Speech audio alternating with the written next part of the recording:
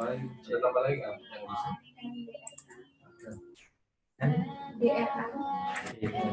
Oh, kamu backgroundnya nggak ada. Pawan. Didau. Oh iya. Pakai background gue gitu semua. Wah, ya. Indomaret. Selamat datang di Indomaret.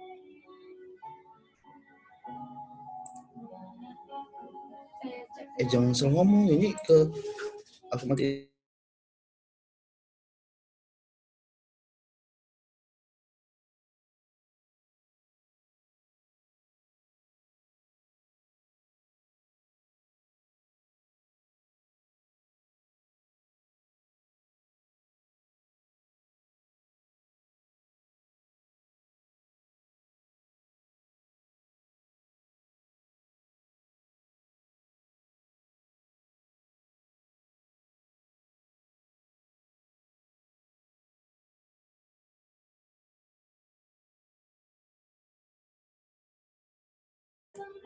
Backgroundnya nggak bisa video ya?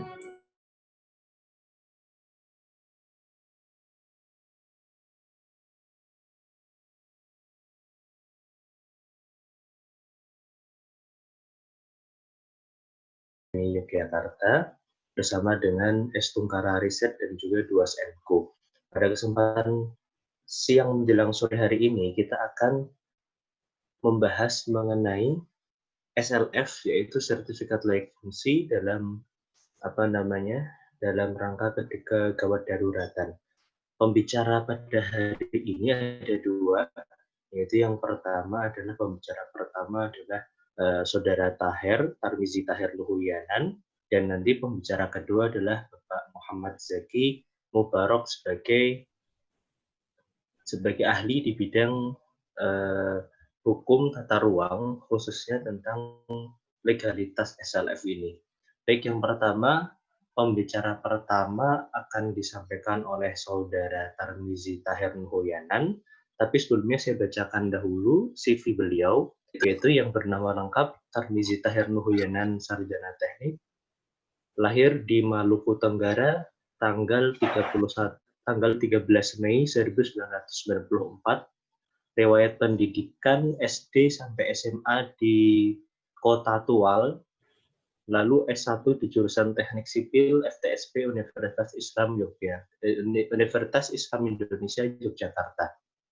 Beliau ini sudah berpengalaman dalam bidang SLF, pembuatan kajian di beberapa bangunan, di beberapa kota juga, termasuk banyaknya Sleman, Kota Jogja, dan juga Surabaya, dan di kota-kota lainnya.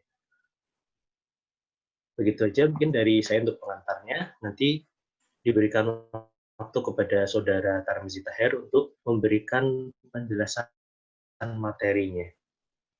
Kepada Saudara Taher dipersilahkan.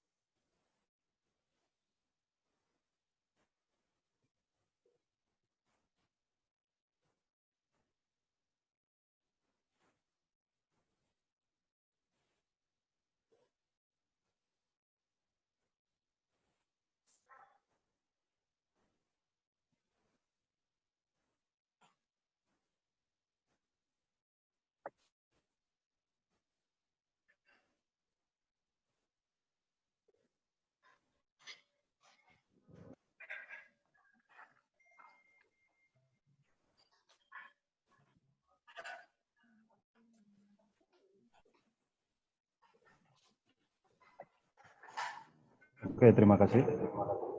Saya langsung memulai saja. Yang pertama-tama adalah penjelasan tentang kelayakan bangunan dalam perspektif kegawat daruratan.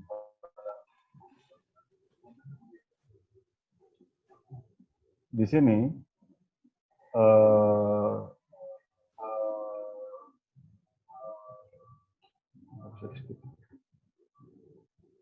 oke, saya memulainya dengan studi kasus, di mana kita baru tahu selama tidak lama, selama setahun ini, ada kasus bahwasannya ada kejadian ambruknya lantai mezanin gedung Bursa Efek Indonesia di Tower 2 Senen.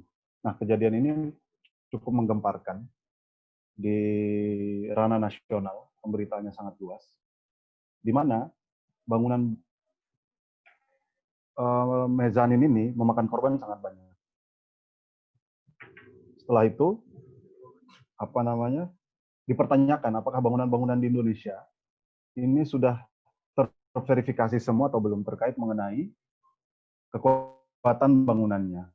Nah, dari permasalahan studi kasus yang terjadi di Jakarta ini, maka beberapa pemerintahan, khususnya pemerintahan DIY, itu mengeluarkan kebijakan terkait mengenai audit rutin bangunan.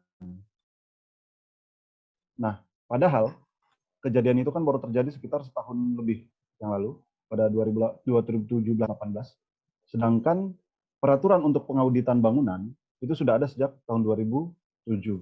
Nah, manfaat daripada pengauditan bangunan ini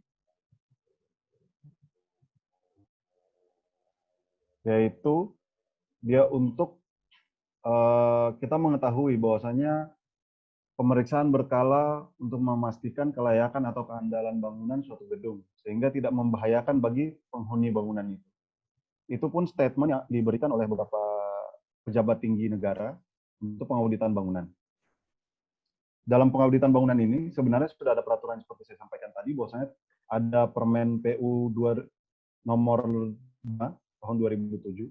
Di situ telah menjelaskan tentang pengauditan bangunan dari segi keselamatan, kesehatan, kenyamanan, dan kemudahan. Pengauditan bangunan ini itu sudah tertera di dalam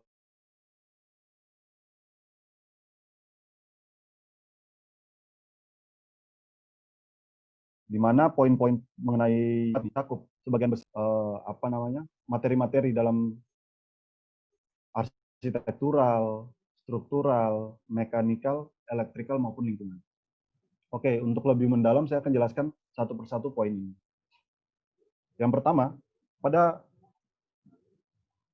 bangunan yang akan diaudit, sebelum kita mengaudit dengan sistematika 4 poin ini yang telah disusun dalam peraturan Permen PU 2007, ini memiliki dasar. Dia memiliki dasar adalah ini kan namanya mengevaluasi bangunan. Mengevaluasi bangunan membutuhkan data sebelumnya.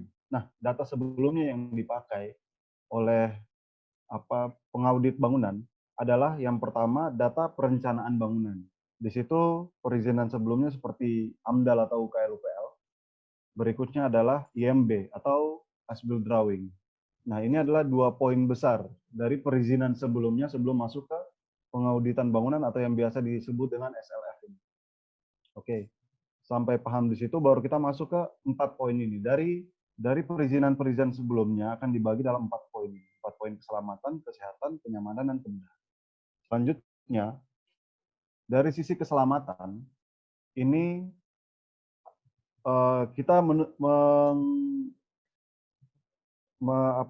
kita menunjang bahwasanya di mana ketika ada orang di dalam bangunan itu dia harus selamat. Dalam bidang apa saja keselamatannya di sini dipertimbangkan?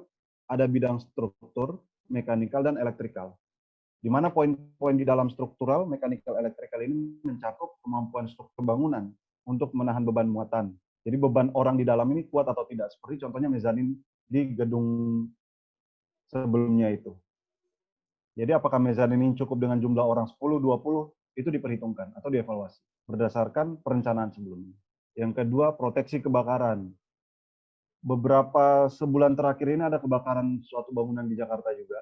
Nah, itu juga diproteksikan. Apakah betul memproyeksikan apakah kelayakan untuk kebakaran ini sudah mumpuni atau belum sesuai perundang-undangan. Yang ketiga, proteksi penangkal petir. Ini yang beberapa kali terjadi di Indonesia. Setelah itu, sistem kelistrikan. Nah, sistem kelistrikan ini sangat fatal juga karena beberapa bangunan terbakar, alasannya bukan karena kelalaian manusia, tapi arus pendek. Nah, arus pendek di sini itu akan dijelaskan pada sistem kelistrikan ini. Seperti apa arus di pada saat bangunan itu, apakah sudah terjamin tingkat isolasi arusnya atau tidak. Itu dalam segi keselamatan dibahas semuanya di situ. Selanjutnya, ini segi keselamatan hanya memuat tentang 3 poin besar itu. Yang pertama struktural, mekanikal, dan elektrikal. Kita lanjut pada poin selanjutnya dari evaluasi bangunan atau sertifikasi layak fungsi SLF ini, yaitu kesehatan. Pada poin kesehatan, kita akan mendapatkan 3, yaitu arsitektural, elektrikal, dan lingkungan. Di sini, di mana 3 poin ini mencakup, yaitu penghawaan, pencahayaan, apakah cukup pencahayaan di ruangan ini terhadap orang di dalam, kenyamanan orang di dalam. Setelah itu, sanitasi dan plumbing, terkait mengenai pemipaan air kotor, air bersih, dan sebagainya. Dan bahan bangunan. Bahan bangunan contohnya, saya ambil sampel, contoh adalah pada perundang-undangan kita sudah dilarang untuk menggunakan asbes. Nah, beberapa yang temuan saya di lapangan, bahwasanya ada masih beberapa rumah sakit, Mbak, yang masih menggunakan bahan asbes. Ini kan sangat berbahaya bagi kesehatan. Itu juga dipertimbangkan pada bahan bangunan ini. Nah, dari kesehatan ini, kita melihat apakah ketika orang berlama-lama di bangunan itu, sehat atau tidak. Contohnya penghawaan. Kita orang pergi ke mall, itu bisa berjam-jam. Bahkan dari pagi sampai sore baru pulang bisa. Dia di dalam mall itu, dalam ruang tertutup, di mana penggunaan penghawaannya atau pengudaraannya, itu hanya menggunakan AC. Nah, itu kita akan melihat, kita akan menghitung, dan kita akan mengevaluasi, menguji, apakah penghawaan ini cukup untuk dengan jumlah orang sebanyak di dalam mall, apakah sehat atau tidak. Berapa lama tingkat orang baik di dalam mall itu, seberapa lama sih mereka bisa bertahan seperti itu. Apabila tiba-tiba listrik mati, seperti apa dia mengcover dari segi kesehatan. Itu contoh simpel dari poin kesehatan. Selanjutnya, kita lanjut ke poin nomor 3, yaitu kenyamanan. Dari SLF ini juga mempertimbangkan poin kenyamanan. Kenyamanan ini kenyamanan orang atau kenyamanan publik terhadap bangunan yang dia gunakan. Dari segi kenyamanan ini, ada 2 poin besar, yaitu dari segi arsitektural dan lingkungan. Dari segi arsitektural, itu dan lingkungan ini memiliki poin-poin ada 4. Yang pertama itu kenyamanan ruang gerak antar ruangan, di mana hubungan orang bergerak dari satu ruangan ke ruangan yang lain itu tidak menyulitkan. Habis itu tingkat kenyamanan kondisi udara dalam ruang. Apakah orang di dalam ruangan dengan jumlah 1 orang suhunya itu panas atau dingin, atau dengan jumlah yang banyak suhunya panas atau dingin, itu diperhitungkan. Habis itu kenyamanan pandangan. Kenyamanan pandangan di sini diperhitungkan juga, dan kenyamanan tingkat kebisingan dan getaran. Ini juga diperhitungkan. Terkadang kita pada saat di contohnya hotel atau mall yang memiliki parkir tidak di basement namun di atas bangunan, itu berpengaruh. Tingkat getaran dan kebisingan, di mana orang yang di dalam pun itu merasa terganggu. Apalagi contohnya seperti hotel, yang orang menginap lama di situ, beristirahat di situ. Rumah sakit, yang orang beristirahat di situ, itu tingkat kebisingan dan kenyamanan sangat diperhitungkan. Seperti itu. Jadi ini di sisi kenyamanan ini itu menjelaskan tentang itu. Setelah itu dari sisi kenyamanan, poin 4 atau poin terakhir daripada poin SLF, pentingnya SLF ini, yaitu kemudahan. Di sini poin arsitek yang ditekankan, di mana kemudahan ini kemudahan orang, kemudahan kendaraan, itu semua diperhitungkan. Dari ada poin arsiteknya ada 2, yaitu persyaratan kemudahan dari di dalam ruang. Maksudnya kita dari luar itu semuanya diperhitungkan. Setelah itu sarana dan prasarana bangunan, di mana sarana penunjang publik di dalamnya, seperti contohnya difabel, itu diperhitungkan di situ. Apa sarana prasarana yang lain yang menunjang orang di dalam bangunan tersebut.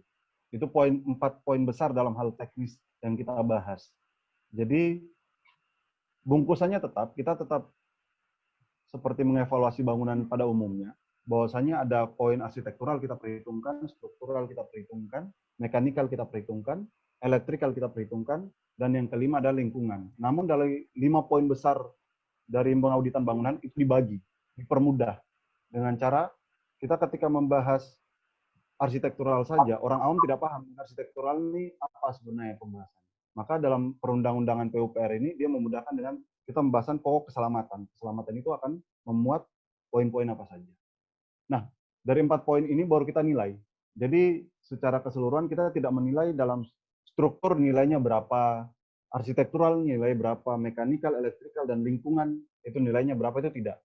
Tapi pada saat di Permen PU 2007 ini maupun updatean Permen PU terbaru yaitu 2018, itu adalah menilai tentang 4 poin ini. Keselamatan, kemudahan, kenyamanan, dan kesehatan. Ini 4 poin besar ini akan dinilai. Persentase terbesarnya adalah keselamatan. Keselamatan tetap diutamakan. Jadi poin keselamatan ini, apabila poin-poin yang lain ini nilainya bagus, namun poin keselamatan ini nilainya tidak layak, maka gugurlah semua 4 poin sebelumnya. Karena yang paling diutamakan adalah keselamatan. Setelah itu baru poin-poin 4 yang lain. Itu terkait mengenai dari segi teknis kita melihat bangunan. Nanti kita membahas banyak sekali studi kasus yang akan kita bahas ketika kita mendapatkan. Ada studi kasus yang kita mendapatkan bahwasanya bangunan ini umurnya sudah 50 tahun, sedangkan umur perencanaannya itu 30 tahun. Itu ada studi kasus seperti itu. Kasus seperti itu pernah ada, dan kita mengevaluasi apakah bangunan ini umur rencananya 30, sedangkan usia bangunan sudah 50, kita harus rubuhkan. Itu banyak terjadi di seperti Jogja dan Solo dan Semarang, itu kan bangunan-bangunan lama, bangunan-bangunan peninggalan Belanda, 2 lantai, 3 lantai, itu sangat umur rencana dan umur bangunan sudah sangat jauh. Nah, ini seperti apa kita mengevaluasinya? Kita mengevaluasi dari 4 sisi ini. Yang paling kita evaluasi paling penting yaitu keselamatan dari segi struktur, mekanikal, elektrikal. 3 poin penting itu yang kita harus evaluasi. Setelah itu baru poin-poin yang lain mengikuti. Nah, itu studi kasus yang pada saat bangunan lama. Itu kita kembalikan lagi. Namun ketika kita menyatakan bahwasanya dalam segi kajian, dalam segi teknis, kita menyatakan bangunan ini layak nih. Namun ada catatan sangat banyak. Itu kami kembalikan kepada pemberi kebijakan. Seperti apa kebijakannya? Atau kita saya pernah mendapatkan kasus juga, bangunan baru dibangun tidak lebih dari 10 tahun, baru 5 tahun ke atas. Itu ada kasusnya bahwasanya bangunan ini rupanya tidak kuat, beban yang ditambahkan terlalu besar. Jadi mereka merubah fungsi ruangan di atas. Itu sangat berbahaya bagi keselamatan orang dalam bangunan. Nah, pada saat studi kasus itu, kami kembalikan lagi penilaiannya kepada, kami menyatakan bahwasanya bangunan ini tidak layak contohnya. Kita kembalikan kepada dinas terkait, kebijakannya seperti apa, apakah diberhentikankah bangunan itu atau dibongkar atau seperti apa, kami kembalikan. Tapi kami mengusulkan sebaiknya jangka pendeknya seperti ini, jangka menengahnya seperti ini, jangka panjangnya seperti ini. Ini beberapa kasus yang pernah terjadi di beberapa bangunan-bangunan yang terjadi di daerah Jawa khususnya. Selanjutnya, proses setelah kajian. Tadi kan kita membahas tentang kajian, dalam hal ini kita mengkaji tentang teknis-teknis bangunan. Setelah kita menjadi tentang teknis bangunan, kita mulai proses setelah kajian, masih ada proses setelah kajian. Di mana yang pertama adalah pengumpulan dokumen, ini proses pengawalannya. Yang kedua pengkajian seperti yang saya jelaskan tadi, 4 poin yang kita kaji dalam bentuk kajian, yang kita printkan dan kita memberikan kepada dinas terkait. Biasanya kalau saya contohkan seperti dinas di Sleman contohnya, maka kita akan berurusan dengan dinas PU contohnya. Nah, ketika kita berurusan dengan dinas di Sleman, mereka akan tinjauan lapangan, mereka akan memverifikasikan apakah kajian daripada tim teknis yang dipercayakan ini, apakah betul sesuai dengan lapangan atau tidak. Maka ada tinjauan dinas terkait. Setelah tinjauan dinas terkait, setelah itu akan keluar rekomendasi. Dalam artian bahwasanya mereka merekomendasikan kondisi di lapangan ini butuh tambahan ini. Tambahan ini. Nah, itu akan menjawabkan dari isi kajian maupun hasil tinjauan. Setelah itu baru keluar izin SLF. Namun di kota-kota lain berbeda. Ada seperti contohnya kita di kota Semarang. Di kota Semarang itu berbeda lagi. Jadi kita sidang dulu, mempertanggungjawabkan hasil kajian dulu. Setelah itu baru kita tinjauan lapangan. Jadi kita mempresentasikan pada saat di sidang, kita pertanyakan, mereka menanyakan, setelah itu kita tinjauan lapangan, kita menjelaskan ulang lagi tentang apa hasil dari sidang itu. Seperti itu. Itu pada saat kondisi normal. Namun dengan kondisi sekarang, pada saat masa pandemi seperti ini, masa COVID seperti ini, ada pergeseran dari proses kajian tersebut, di mana proses pertama, kedua itu tidak bergeser, di mana pengumpulan dokumen maupun pengerjaan kajiannya tidak bergeser. Namun, yang bergeser adalah tinjauan dinas dan sidang. Itu yang bergeser. Beberapa kejadian saya contohkan seperti Semarang dan Jogja lagi, seperti yang tadi saya contohkan, di mana dinas di Sleman contohnya, itu lebih memilih mendokumentasikan dulu untuk pengganti tinjauan. Jadi kita mendokumentasikan hasil-hasil daripada kajian kita yang mereka pertanyakan. Setelah itu baru kita kirim ke mereka dan kita lengkapi dokumennya. Ada satu kasus lagi pada dinas di Semarang. Dinas di Semarang, yaitu mereka lebih memilih, yang pertama, kita tinjauan lapangan diganti dengan dokumentasi dulu dan video. Jadi dokumentasi kita selesai, setelah itu untuk sidangnya digantinya dengan video. Jadi kita memvideokan sesuai penjelasan yang telah kita sidangkan. Itu yang bergeser pada saat pandemi ini. Nah, itu mungkin penjelasan saya terkait mengenai kegawat daruratan atau biasa disebut dengan sertifikasi layak fungsi pada bangunan. Setelah itu, mungkin itu saja yang bisa saya jelaskan. Saya kembalikan kepada moderator.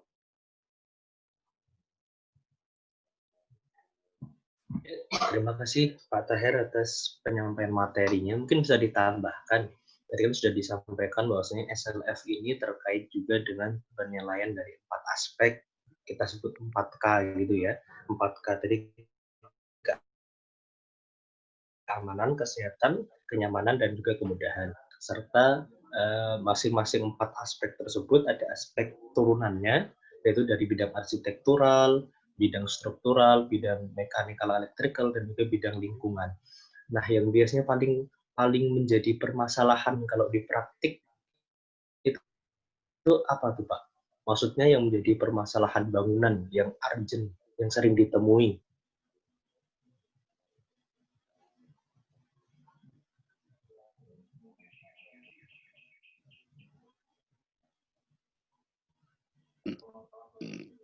Halo Pak Taher. Oke. Saya akan menjelaskan permasalahan bangunan yang sering ditemui. Jadi yang pertama, permasalahan yang paling umum kita bahas dari langkah-langkah proses kajian dulu ya. Jadi permasalahan yang paling ditemui yang pertama adalah pada dokumennya. Jadi dokumen atau perizinan sebelumnya, kita kan SLF ini mengevaluasi bangunan. Namanya kita mengevaluasi, poin pertama dari kita mengevaluasi perencanaan dari bangunan tersebut. Perencanaannya itu biasanya dalam beberapa izin yang seperti yang saya sebutkan. Yang pertama itu AMDAL atau UKL-UPL.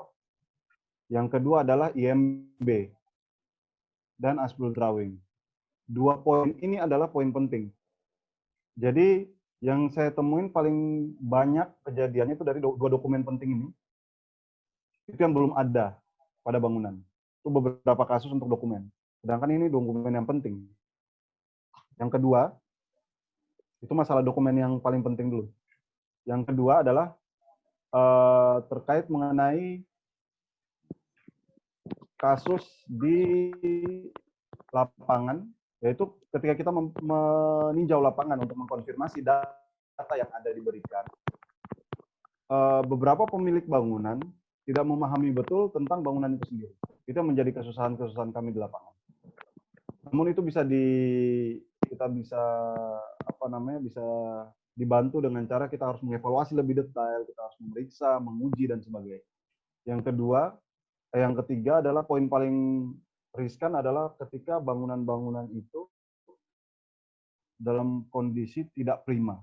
Dalam artian ketika pembangunan dia cacat atau tidak sesuai dengan perencanaan. Contoh, dia membangun bangunan 3 lantai, namun pada pelaksanaannya bangunannya adalah bangunan 4-5 lantai. Seperti itu yang beberapa kejadian-kejadian yang mempersulit dalam sisi evaluasi. Seperti itu yang perbedaan antara perencanaan dengan pelaksanaan.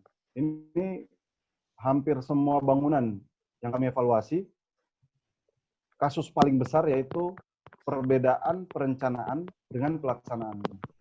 Itu yang paling besar, paling berat.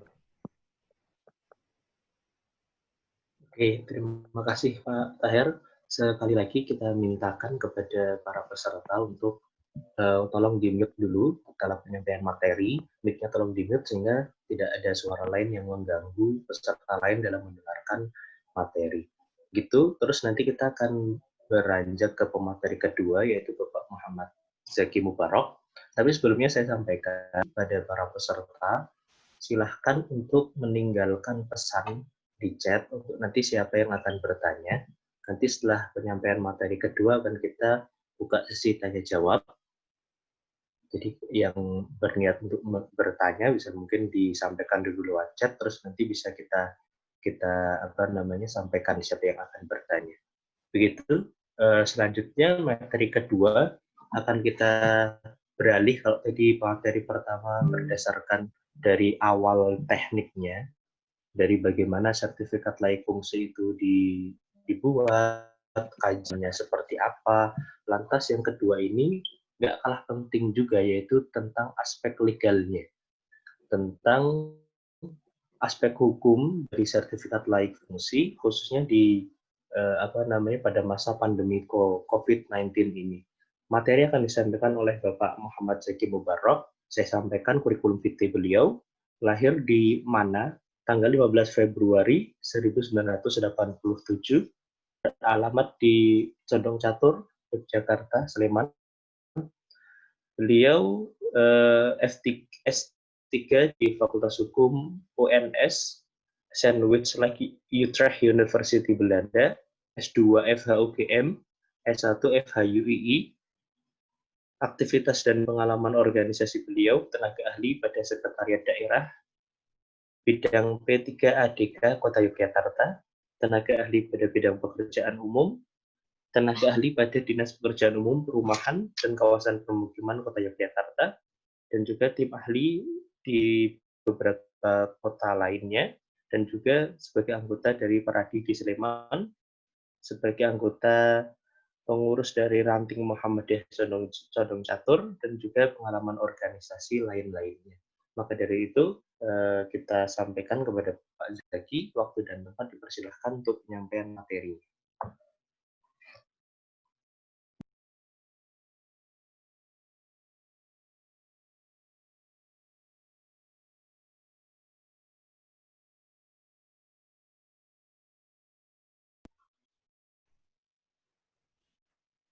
Monggo Pak Zaki, itunya belum di-unmute.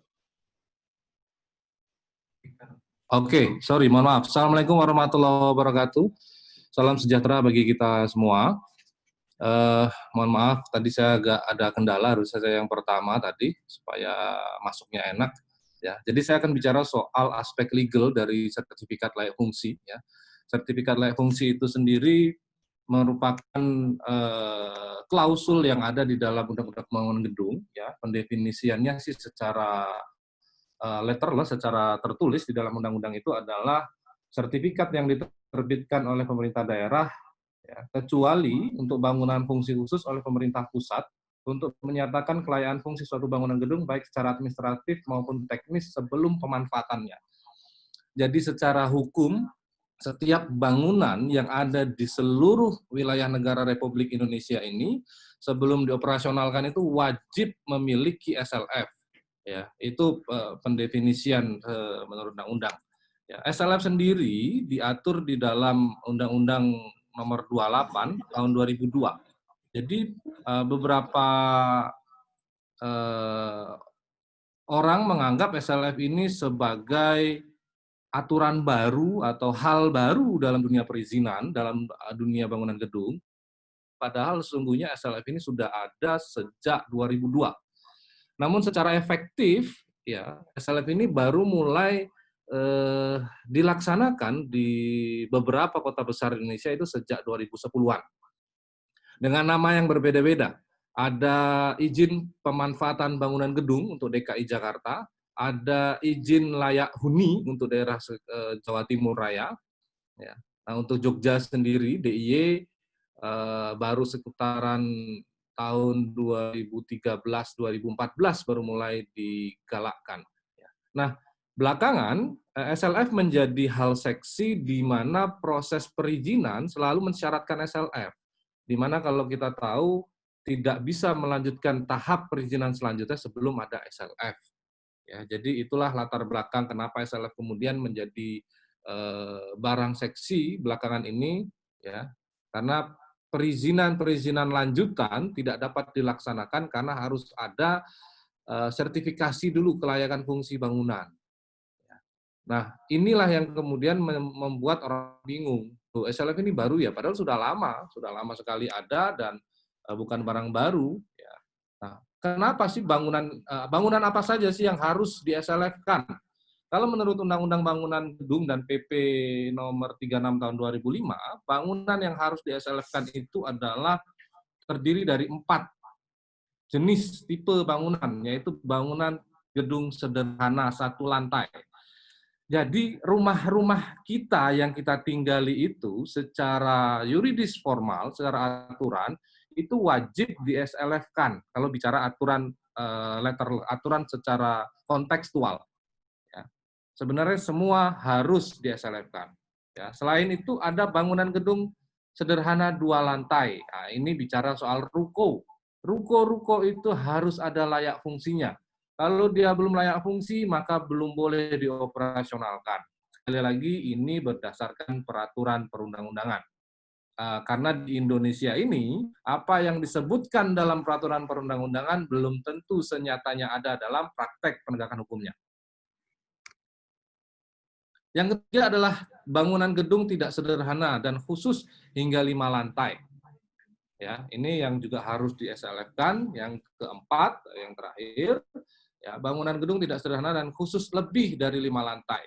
Ya, ini adalah bangunan-bangunan yang wajib memiliki SLF atau sertifikat layak fungsi. Kalau dari aspek hukum, saya lebih suka bilang adalah audit bangunan. Jadi tidak hanya akuntansi saja yang bicara soal audit akuntansi, tapi bangunan juga harus diaudit, baik aspek teknis maupun aspek legal. Ya, dari aspek hukum ada yang tetap harus diaudit dari satu bangunan itu. Maka selain keempat jenis bangunan itu tadi, ya, kompleksitas dan usia bangunan menjadi dasar dalam menentukan syarat dan proses pemeriksaan kelayakan bangunan. Seperti sudah disampaikan oleh pembicara pertama tadi, bahwa usia bangunan juga merupakan penilaian tersendiri terhadap kelayakan bangunan itu, baik secara teknis maupun secara legal. Lalu siapa sih yang bisa melaksanakan atau memeriksa kajian SLF? Ya, siapa saja yang bisa melakukan kajian SLF? Itu adalah penyedia jasa pengawas konstruksi atau manajemen konstruksi. Yang kedua, penyedia jasa pengkaji teknis. Yang ketiga adalah tim teknis dari perangkat daerah. Ya. Ini tidak serta-merta sebagaimana yang tertulis. Ya.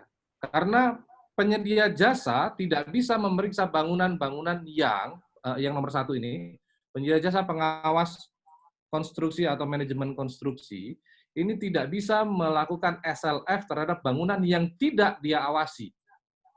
Ya, tidak bisa melakukan pengkajian SLF pada bangunan yang tidak diawasi dan di bawah 5 lantai. Jadi pelaku atau pengkaji yang nomor 1 ini hanya boleh melakukan kajian SLF pada bangunan yang dia awasi dan di bawah 5 lantai. Kalau sudah di atas 5 lantai, maka masuk kepada nomor 2, penyedia jasa pengkaji teknis. Ya, jasa pengkaji teknis ini agak bebas. Dia bisa mengkaji bangunan di bawah 5 lantai maupun bangunan yang tidak dalam pengawasannya dia pada proses pembangunannya. Ya, kalau yang nomor 1 terbatas pada bangunan yang diawasi saja dan di bawah 5 lantai. Kalau yang nomor 2, semua bangunan bisa dikaji. Akan memiliki sertifikasi dan pengalaman yang mumpuni. Ya. Yang ketiga, tim teknis dari perangkat daerah penyelenggara SLF. Nah, pemerintah daerah bisa melakukan kajian terhadap suatu bangunan gedung dinyatakan layak atau tidak layak secara administratif maupun secara teknis, tapi hanya untuk bangunan-bangunan di bawah 2 lantai dan bangunan-bangunan khusus. Ya. Jadi pemerintah daerah dapat melakukan audit terhadap bangunan secara legal maupun secara teknis hanya pada bangunan-bangunan fungsi khusus dan bangunan-bangunan di bawah 2 lantai. Oke, selanjutnya cakupan pemeriksaan, saya pikir tadi sudah disampaikan oleh pembicara pertama bahwa cakupan pemeriksaan SLF itu ada soal syarat teknis bangunan dan syarat non teknis, ya. Ya, ini tadi sudah disampaikan oleh pembicara pertama, ya. Saya pikir saya hanya cukup untuk selintas saja bahwa pemeriksaan kelayakan bangunan secara teknis itu diperiksa keselamatan, kesehatan, dan kemudahan. Itu teknisnya.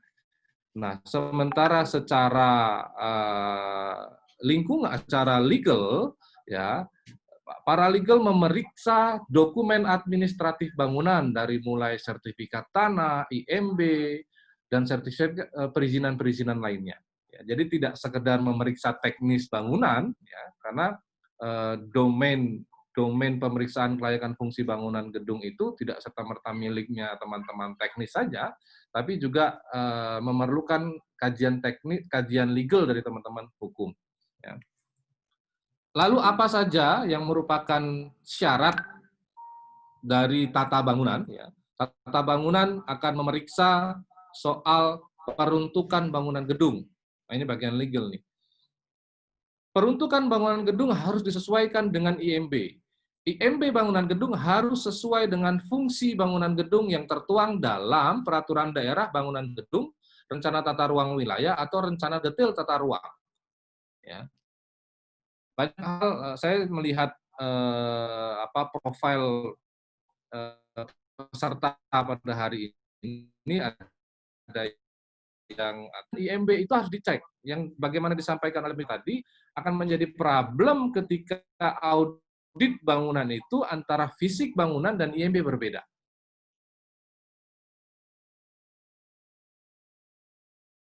Maka dokumen administrasi ini menjadi penting. Perlu kan cekkan terhadap kepadatan bangunan, kepadatan dalam artian sebagaimana izin yang dikeluarkan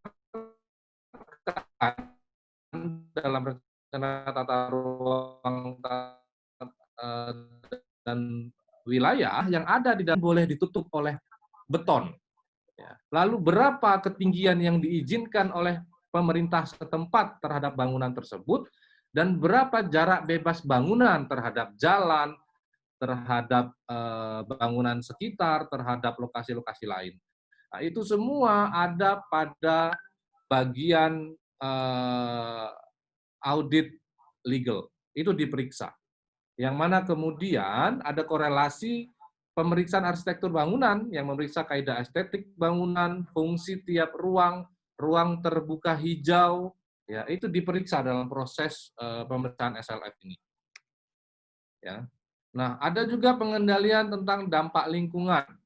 Ya, UKL-UPL yang isunya di dalam Undang-Undang Omnibus Law AMDAL-LALIN, AMDAL-LALIN, UKL-UPL itu mau dicabut katanya. Tapi kalau sampai memang akan memudahkan proses investasi. Tapi dalam proses audit bangunan, maka AMDAL-LALIN, AMDAL atau UKL-UPL itu tetap dibutuhkan. Karena ini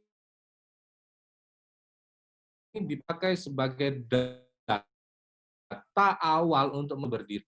Ya. Itu perlu untuk persyaratan keandalan bangunan.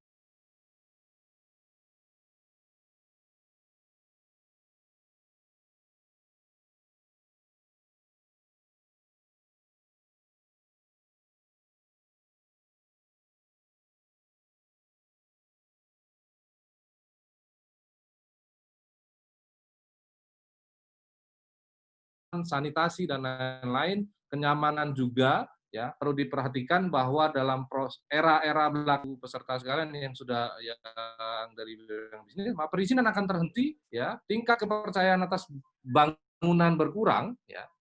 Saya tidak usah sebut bangunan mana yang kemudian membuat kita was-was ketika memasukinya, tentu ada, kita semua bisa melihat itu ya. Maka perlu awareness, kesadaran kita semua untuk melihat ini bangunan sudah SLF belum ya? Aman tidak ya saya berada di dalam bangunan tersebut? Jangan sampai kita berada di dalam bangunan yang kemudian belum SLF ternyata.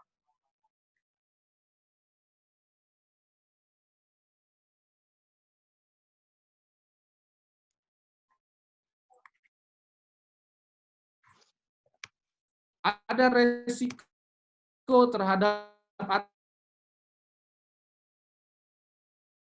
administrasi di mana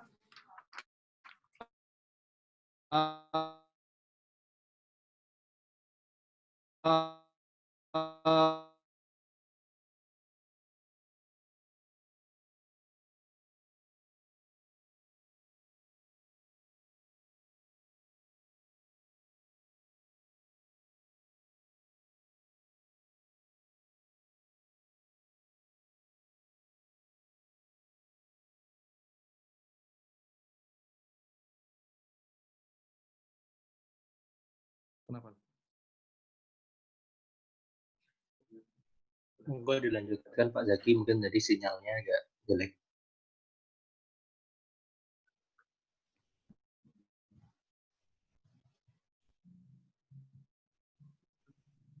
Halo? Monggo dilanjut Pak Zaki. Tadi Ya. Oke.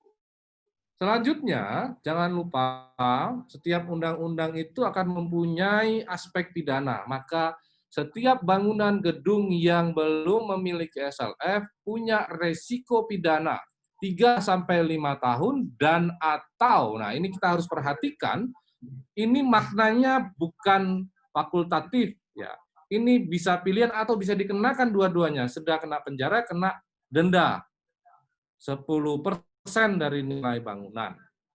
Ya, jadi Bapak Ibu pemilik bangunan perlu memperhatikan risiko ini. Kalau diperhatikan di dalam Undang-Undang Nomor 28 2002 memang tidak ada yang menyebutkan secara gamblang bahwa setiap bangunan gedung wajib memiliki SLF. Tidak ada kalimat itu. Tapi di dalam Undang-Undang 28 2002 di ketentuan pidana menyatakan barang siapa yang tidak melakukan ketentuan sebagaimana dimaksud dalam undang-undang ini akan dikenakan pidana sebagai dalam saya. Ya. Memang undang-undang ini agak aneh gitu karena banyak sekali ketentuan syarat, dia tidak menyebutkan satu persatu apa yang akan dilanggar, kena berapa, tapi dia buatkan dalam satu kesimpulan pidana. Siapa yang tidak mengikuti ketentuan undang-undang akan kena pidana sekian. Ya, itu yang cukup menjadi perhatian kita kalau kita memiliki bangunan gedung. Ya. Tidak cuma bangunan komersial, rumah sakit, sekolah, universitas, semua harus punya SLF dan harus mengikuti ketentuan undang-undang bangunan gedung. Cuman itu tadi saya sampaikan, bahwa apa yang tertulis di dalam undang-undang belum tentu mampu dilaksanakan oleh perangkat pemerintah.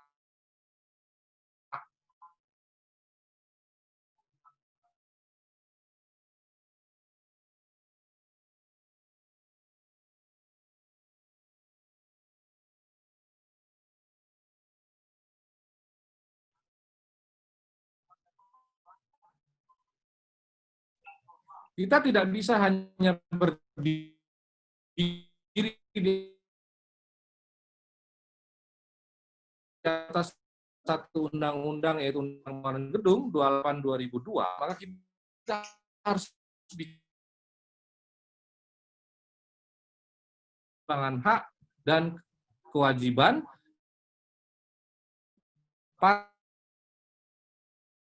partisipatif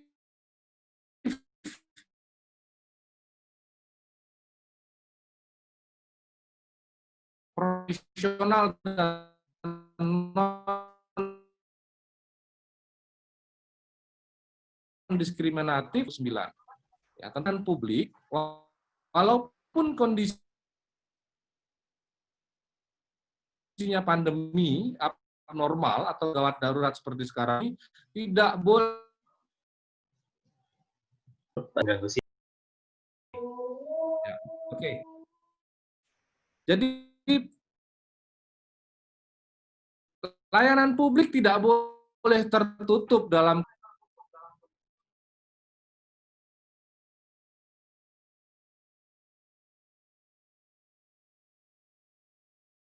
ya wajib untuk memenuhi komponen standar pelayanan minimal seperti persyaratan dasar, dasar hukum, sistem mekanisme prosedur, jangka waktu penyelesaian biaya, produk layanan, dan lain-lain. Sehingga layanan publik harus tetap buka, walaupun tadi disampaikan bicara pertama, SLF ini ada sidang, ada tinjauan lapangan, yang mana kita tahu pemerintah sangat menganjurkan terhadap physical distancing, ya, social distancing, kita harus jaga jarak, kita harus mengurangi aktivitas di lapangan. Ya. Kemudian masyarakat punya hak untuk tetap dilayani dalam urusan administratif. Ya, sebagaimana saya sampaikan di awal, SLF ini juga administratif suatu bangunan gedung. Bangunan gedung belum boleh operasional kalau administrasi SLF-nya belum selesai. Ya, di pasal 18 ya, untuk kemudian mengajukan tidak boleh ada penolakan terhadap layanan publik. Maka pemerintah harus membuat suatu mekanisme kreatif dalam proses pelayanan publik, termasuk di dalamnya SLF. Nah, ketika masyarakat atau pemerintah maka masyarakat itu bisa secara aktif dan memiliki peran serta juga untuk kemudian melakukan pengawasan eksternal. Jadi kita dijamin oleh undang-undang untuk melakukan pengawasan terhadap layanan publik. Kalau kemudian layanan publiknya berubah-ubah SOP, layanan publiknya terlalu lama, maka undang-undang layanan publik menjamin kita untuk melakukan kritik pengawasan eksternal kepada layanan publik tersebut. Jadi tidak boleh pemerintah dalam hal ini pelayan SLF, ya, yang melayani SLF membuat SOP yang berubah-ubah.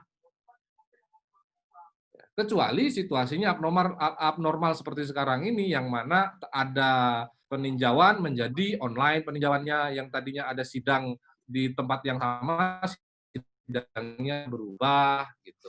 Tapi tidak bisa kemudian merubah hal-hal yang bersifat operasional. Ya. Terakhir dari saya sebagai kesimpulan bahwa SLF merupakan syarat mutlak. Kalau SLF tidak dipenuhi, ada ancaman sanksi pidana dan sanksi administratif dari bangunan gedung ya, yang belum ber-SLF. Sebelum adanya SLF, itu ada ILH. Sama saja, tapi proses penilaiannya yang berbeda. Ya. Kemudian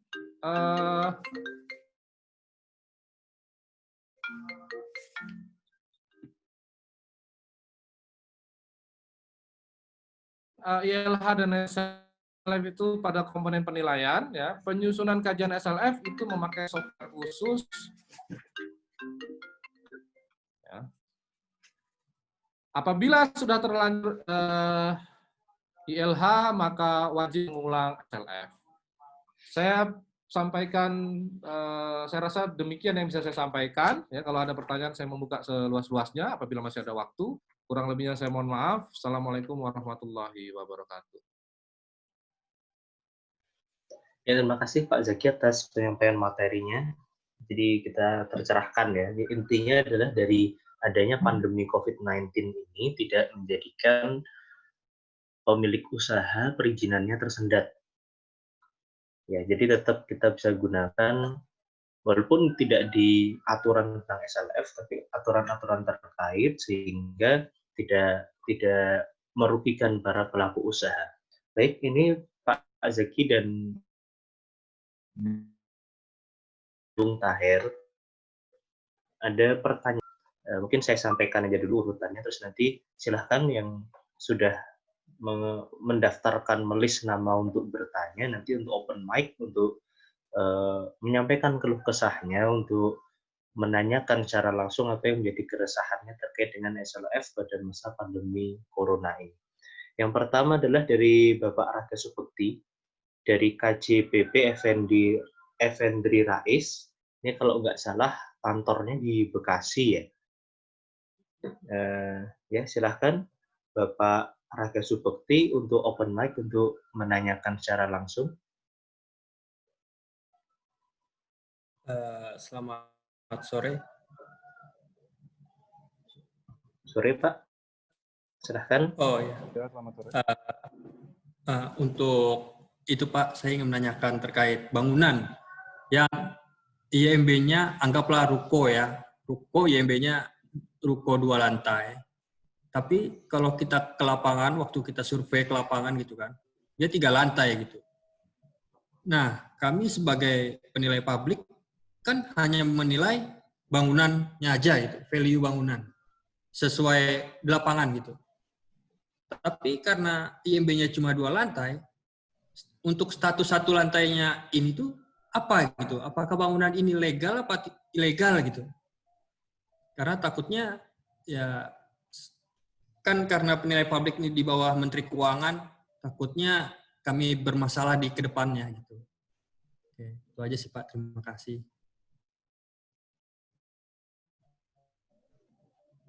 Terima kasih Pak Raga. Mungkin satu penanya lagi ya. Jadi ini sudah ada 4 penanya.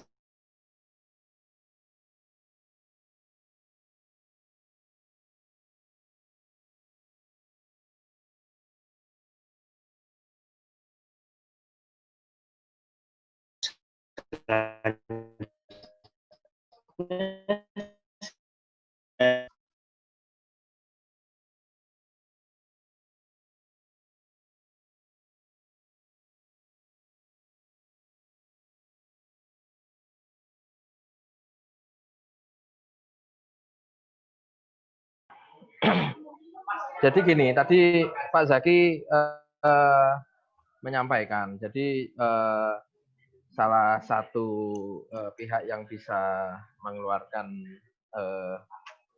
terkait dengan kajian teknis SLF adalah pengawas atau konsultan manajemen konstruksi yang mengawasi proyek tersebut. Tapi ada kalanya di beberapa proyek itu kan gedung di bawah 5 lantai itu mereka dikerjakan secara swakelola. Jadi swakelola itu tidak dikerjakan oleh konsultan pengawas atau konsultan MK yang berbadan usaha. Sehingga dalam perekrutan konsultan pengawas atau konsultan MK ini mereka syaratnya kurang begitu ketat. Contohnya mungkin ada tenaga ahli yang tidak ber-SKA, memiliki sertifikat keahlian, atau memiliki SKA tapi masa berlakunya sudah tidak aktif, atau SKA-nya mati, contohnya seperti itu. Nah, apakah konsultan yang swakelola itu yang tidak memiliki SKA atau SKA-nya tidak sesuai keahliannya, itu SKA-nya tidak aktif lagi atau mati, itu apakah diizinkan untuk mengeluarkan kajian teknis kelayakan bangunan gedung? Demikian, Pak. Terima kasih, Pak. Oke, terima kasih Pak Andri Wijaksana.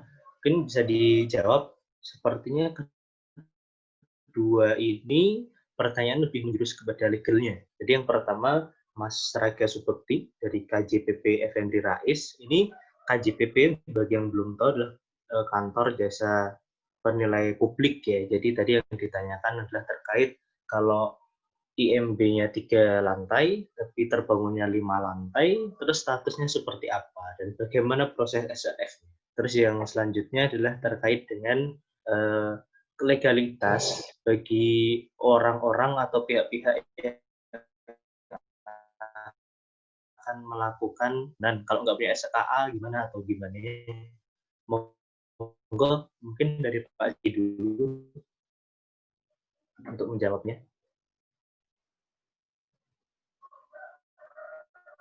Oke, makasih Mas moderator. Yang pertama dari Pak Raga, Mas Raga. Bagaimana kalau ada bangunan yang melebihi apa yang diizinkan? Sekarang saya bicara dulu yang pertama soal by legal. Secara legal itu tidak diizinkan. Biasanya yang terjadi adalah selama bangunan itu tidak ada masalah, maka operational running, Pak Mas Raga. Ya, tapi kalau kita bicara SLF, maka tidak bisa dilakukan audit bangunan itu, ya, karena administrasinya 2 lantai, fisiknya 3 lantai. Yang 2 lantai itu adalah bangunan ilegal. Yang 1 lantai itu adalah bangunan ilegal. Sehingga apabila pemerintah daerahnya memiliki ketegasan, sebagaimana DKI Jakarta zaman dahulu itu, ya itu bisa saja dikepras. Cuma nanti biar Mas pembicara pertama yang menyampaikan, ya, bagaimana proses pengeprasan itu. Secara legal itu harus dikepras secara legal. Tapi kita punya penilaian lain secara teknis. Apakah kemudian bangunan yang melanggar itu secara teknis bisa dikepras? Atau ada mekanisme-mekanisme denda yang bisa diterapkan. Nah, beberapa daerah menerapkan mekanisme denda. Tapi kemudian mekanisme denda ini tidak menutup kewajiban pemilik bangunan untuk melakukan perubahan IMB. Jadi perubahan IMB itu wajib hukumnya untuk dilakukan. Cuman Mas Raga, yang terjadi adalah belakangan ini atau selama ini pemilik bangunan itu enggan melakukan perubahan IMB. Kenapa? Karena izin operasionalnya sudah ada. Nah, sudah terkendala ketika kemudian operasionalnya itu akan diperbaharui, macet di situ biasanya. Ya, karena setelah SLF ini nanti akan ada muncul hal baru yang mungkin juga baru dipahami oleh teman-teman hukum maupun teman-teman teknis, yaitu tentang kepemilikan bangunan gedung. Bangunan gedung itu tidak bisa dikeluarkan kepemilikannya kalau tidak ada SLF. Bagaimana bisa dimiliki kalau benda atau barang itu tidak layak untuk dimiliki?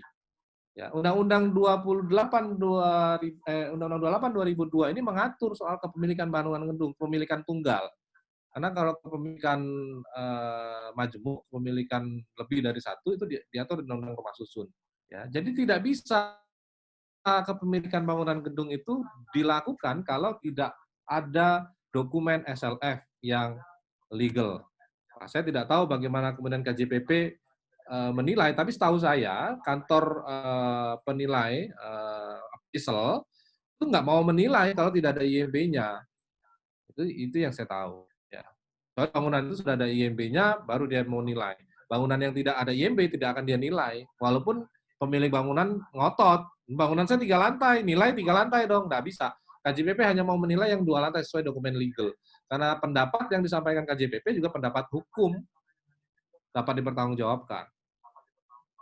Gitu, ya. Kemudian pertanyaan kedua dari Pak Andri Wicakna. Bangunan di bawah 5 lantai itu kan bisa dikerjakan oleh MK yang mengawasi bangunan tersebut.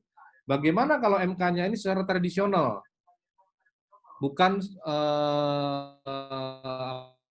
B2B, bukan business to business dari pemilik bangunan kepada konsultan MK. Ya, kalau SKA-nya masih hidup, Pak, itu masih bisa dilakukan selama memenuhi klausul, memenuhi standar kajian SLF itu masih bisa. Ya, tapi kalau SKA-nya mati, maka tidak bisa diterima. Kajiannya jadi sih, Pak, tapi SK-nya tidak akan keluar. SK SLF dari pemerintah daerah tidak akan keluar. Karena tidak ada yang bertanggung jawab terhadap kajian tersebut. Ya. Untuk beberapa daerah yang kemudian masih menganggap SLF ini barang baru, maka masih longgar. Ya, masih longgar. Tapi untuk daerah-daerah tadi yang disampaikan pembicara pertama, saya juga melakukan riset daerah-daerah di Jawa Tengah, ya Semarang khususnya, itu ketali. Semarang itu dalam proses pengujian bangunan itu yang menguji mirip sidang terbuka doktor, Pak. Penguji dalam SLF di Semarang itu ada 9 orang yang diketuai oleh seorang profesor tata. Kalau di Sleman, di Jogja, ya di Yogyakarta, kalau di Sleman ada sidang dari 3 aspek, elektrikal, arsitektur, sama struktur. Jadi kalau SKA-nya tidak aktif, maka tidak bisa diterbitkan SLF-nya. Begitu Pak Moderator, terima kasih.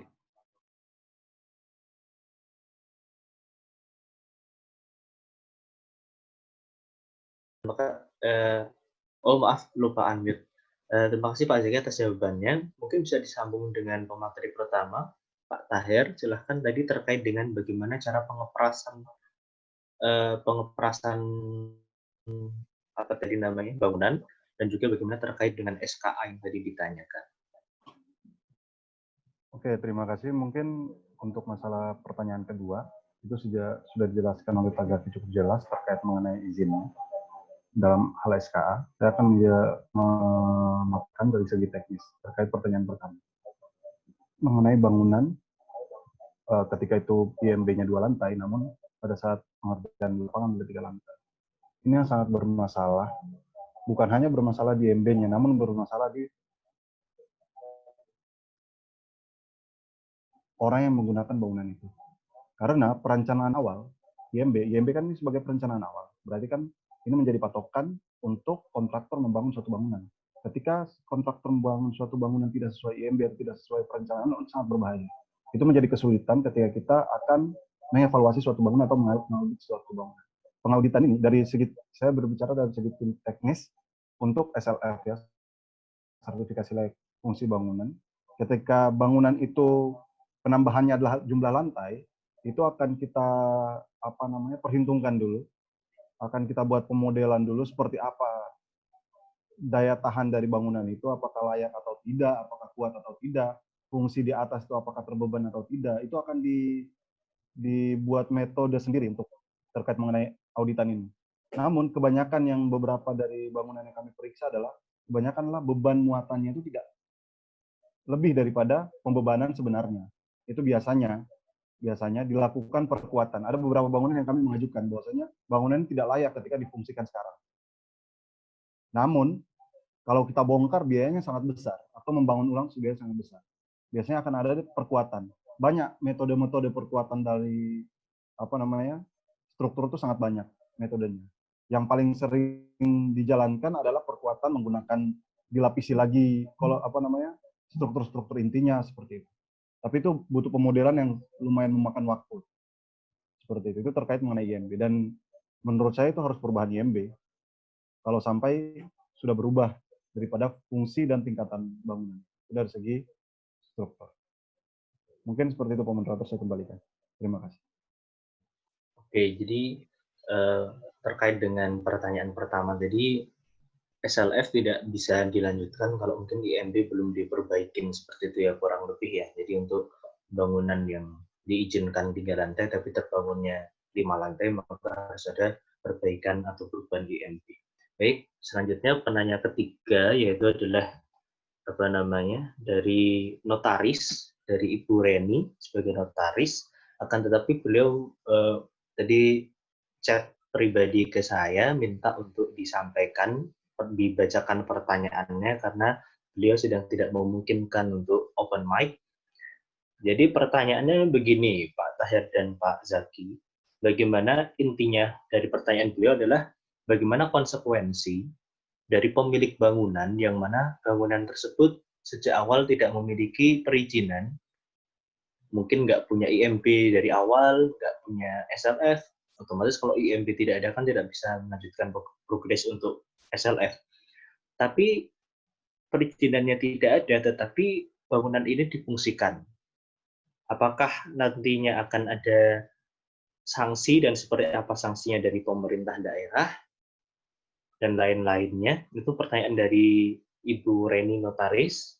Selanjutnya penanya keempat dan kelima langsung saya sampaikan aja.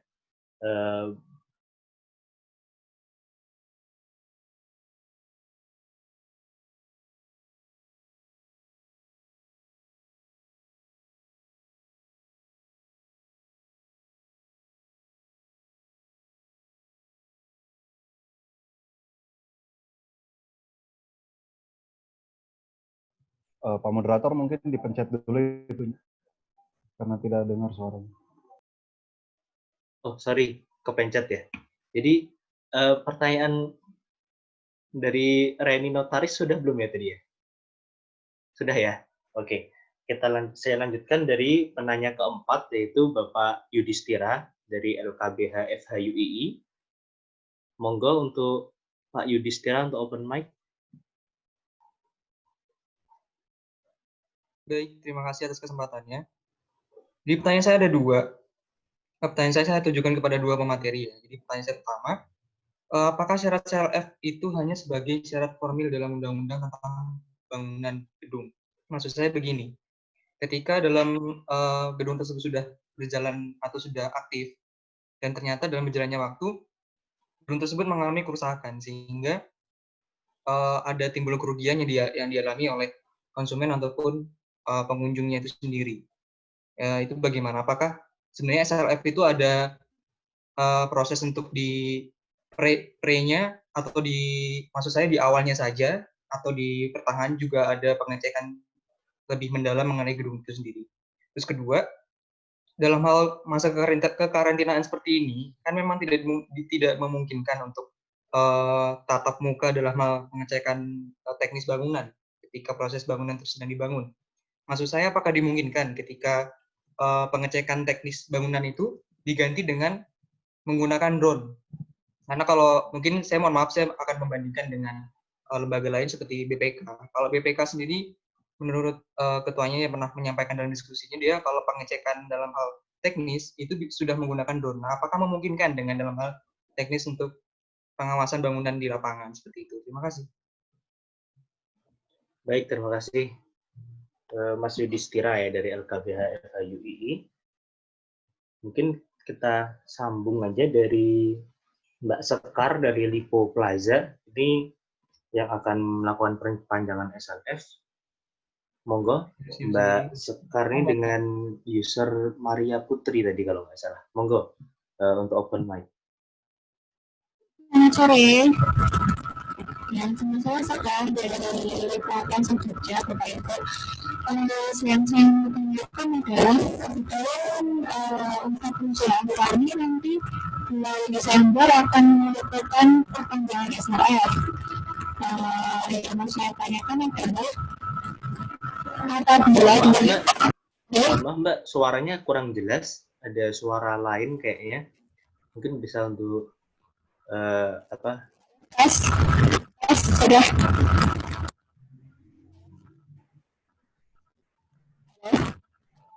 Halo? Agak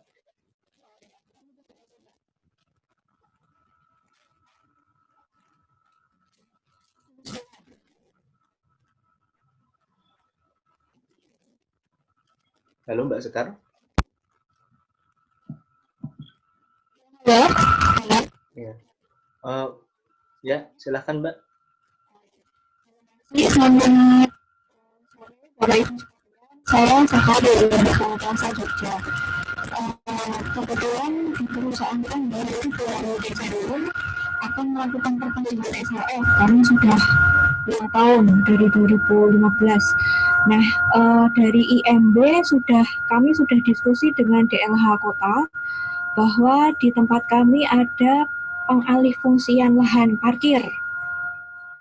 Nah, yang mau saya tanyakan adalah untuk pengurusan perpanjangan SLF nanti, kira-kira ada perubahan apa saja ya Pak yang perlu kami urus untuk terbitnya SLF perpanjangan tersebut? Apakah secara keseluruhan saja ataukah hanya berkaitan dengan alih fungsi lahan parkir tersebut saja? Seperti itu. Lalu yang kedua,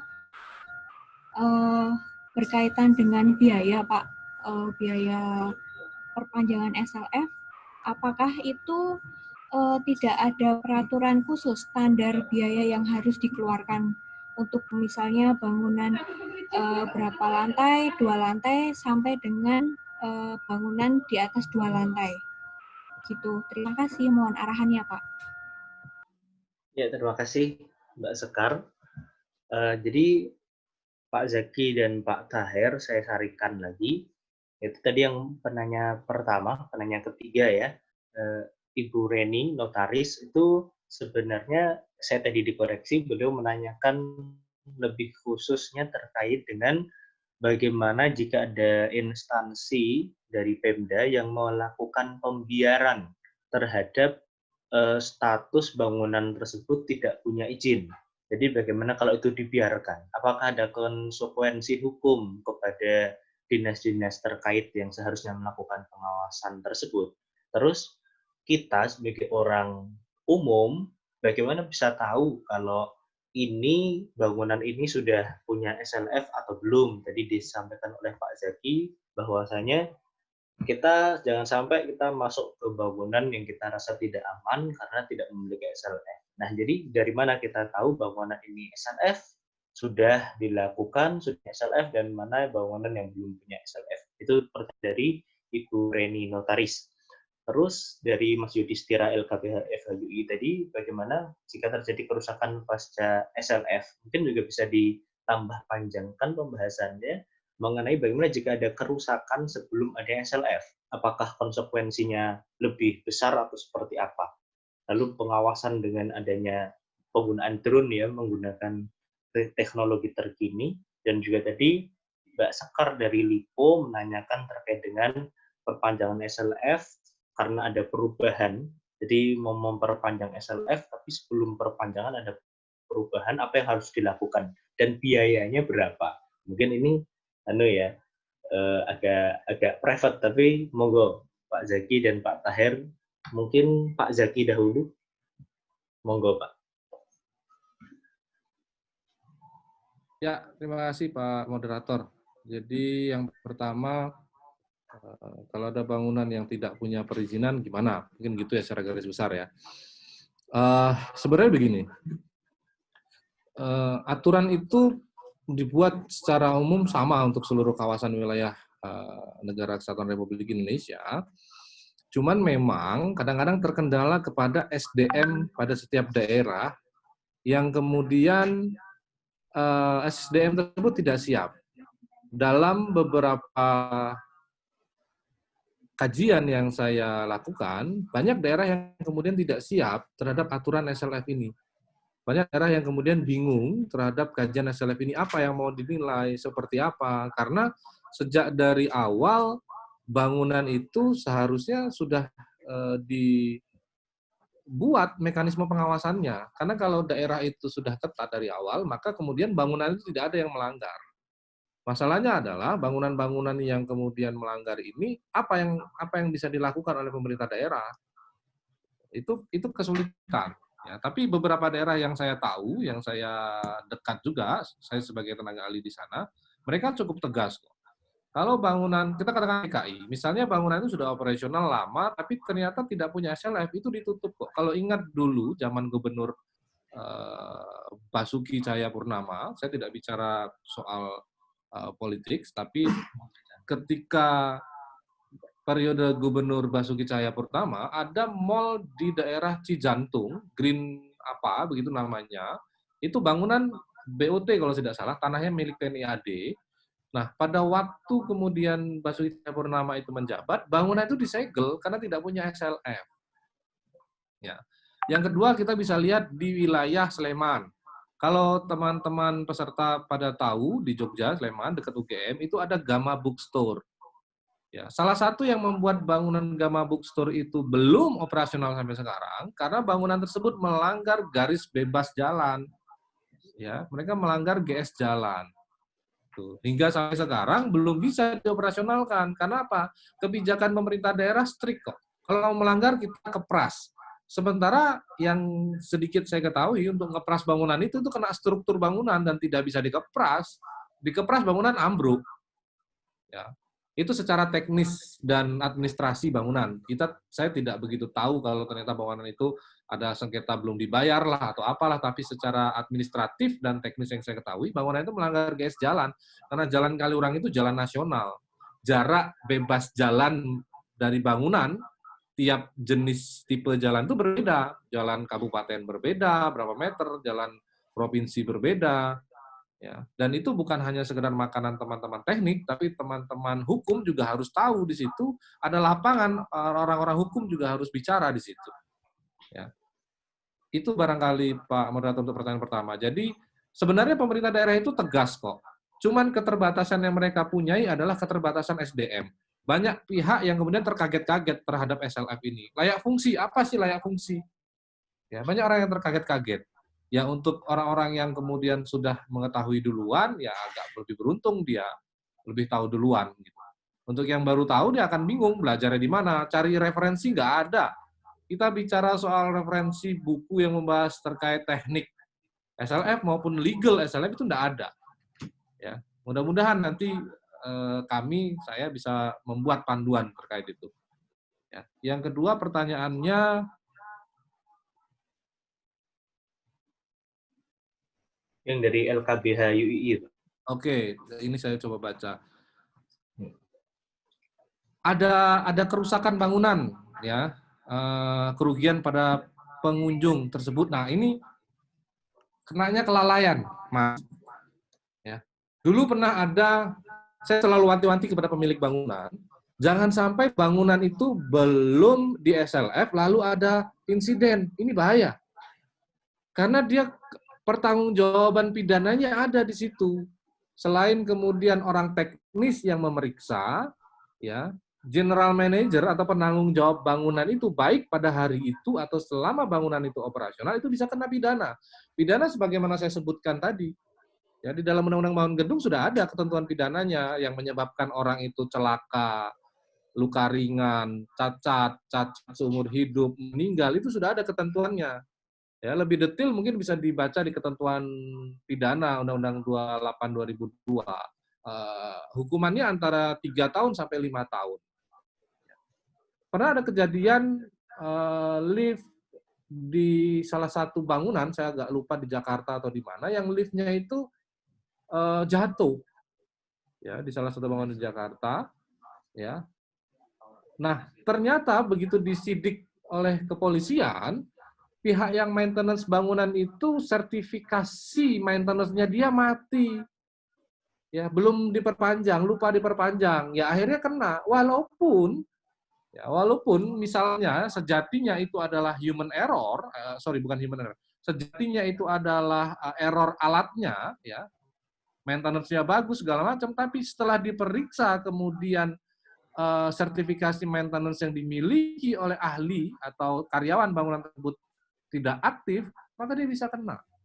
Jadi bangunan gedung itu bukan semata-mata maintenance-nya saja, tapi syarat-syarat administrasi di dalamnya itu juga harus diketahui.